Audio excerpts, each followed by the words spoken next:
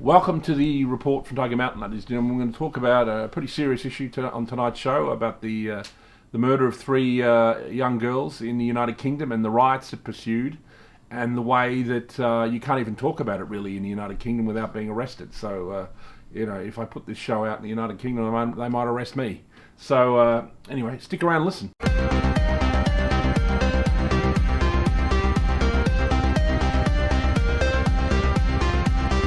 So we're going to talk about these recent events, the English riots. There was a person, I can't really pronounce his name, but something like Axel Rude Cabana. I'm going to call him Rude Cabana because it's a vulgar and mocking description of this arsehole who murdered. He went on a stabbing spree, murdered three young children, English children. He was some Rwandan refugee, or the children of Rwandan immigrants. They say he's Welsh because he was born in Wales. He's not Welsh. He's not Welsh, okay? He is Rwandan, okay? So that's it. So he's Rwandan. And, I don't know what ideology motivated him. Apparently he's not a Muslim, but that's maybe being covered up. Maybe he was radicalized online because there was that other attack or planned attack in Vienna that was going to be an attack upon Taylor Swift concert. The event in the United Kingdom was a kind of, Taylor Swift dancing class or whatever for young girls. And obviously there was the Ariana Grande attack, at her concert. It's this targeting of young white girls by, ethnic immigrants. I mean, this has become, obviously it's a huge issue because it's the kind of issue that, essentially the local ethnic English population aren't going to stand for. And they didn't, ladies and gentlemen. They went on a gigantic riot. When multiculturalism reaches this stage where the local indigenous population that used to rule that country is now being attacked and murdered, you have a situation similar to what Enoch Powell was talking about, where there's going to be rivers of blood, ladies and gentlemen. And you can see that the new kind of socialist government of Starmer is trying to put a lid on it all.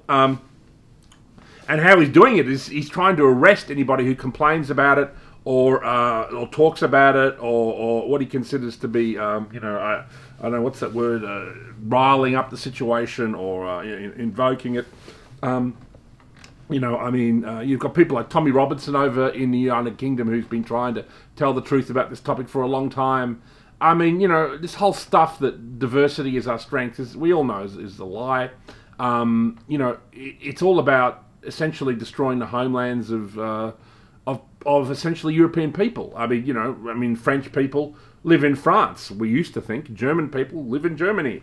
Italian people, they live in Italy. And sometimes they would come to different countries and you would have to say, some French people living here or whatever, fine, but they were French, okay? You know what I mean? So it's not really that hard to understand. I mean, we understand that Chinese people live in China, don't we? And we understand that Japanese people live in Japan. It's not really, my parents could have moved to Japan. For example, I could have been born in Japan, but I'm not Japanese, okay? I'm just not. I would have been an Australian who was born in Japan, okay? So you've got a Rwandan guy who's born in England, born in Wales, who's, for whatever reason, whether he's been radicalised or whether he was just mentally insane, has attacked, and they used a photo of him, famously, like him as a 12-year-old boy. When you actually see the real picture of him today, he's now 18, 19 and looks like some kind of monster, ladies and gentlemen. So, this whole situation is incredibly suspicious. And, I can't see these attacks stopping, so this situation is going to get worse. And, Keir Starmer's answer is to go full 1984 to arrest people. And what's incredible is over in the UK, there are people who are committing stabbing crimes and sexual, molestation crimes, and they're being told that they can be let go if they say sorry. But people who, might have provoked or said something incendiary online apropos these recent riots, they're being dragged before a justice within 2 weeks and given 2 years jail or 18 months jail. Straight away, and it's broadcast on the news. So this is, it reminds me of Clockwork Orange when, one of the, they're talking about prisons and they say they want to get the real criminals out because the jails are going to be needed for political prisoners. Because that's exactly what's happening. We're in the future. We're in this dystopian future of a Clockwork Orange, ladies and gentlemen. Real criminals are being emptied out of the jails and they're going to be filling the jails with political prisoners. So, you know, I mean, look, for example, there was a guy who threw a concrete, block at Nigel Farage, got a suspended sentence. But some guy who said something about Allah is fake or something, he said, Allah is... Who the fuck is Allah? Who the fuck is Allah? Apparently he said, he said something like that. He, has got jail, ladies and gentlemen. So there's a kind of two-tier system. Basically, you can riot and protest if you're Muslim or if you're from some ethnic minority to do with Black Lives Matter. You can protest and riot all you like. But if you're an English nationalist or if you're white, you can't. There's a two-tier legal system. And that is extraordinary. And that's incredibly racist, ladies and gentlemen. And it just goes to show that something else nefarious is going on. And I think we all know what it is. So that's where we're at. It's hideous and it's ugly.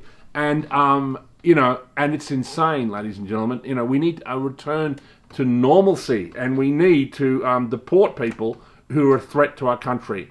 And it certainly sounds like this guy, this Rwandan guy, even though he was born in Wales, should have been deported a long time ago, ladies and gentlemen. So there it is, a report from Tiger Mountain on the tragedy and the tragic situation that's going on in the United Kingdom.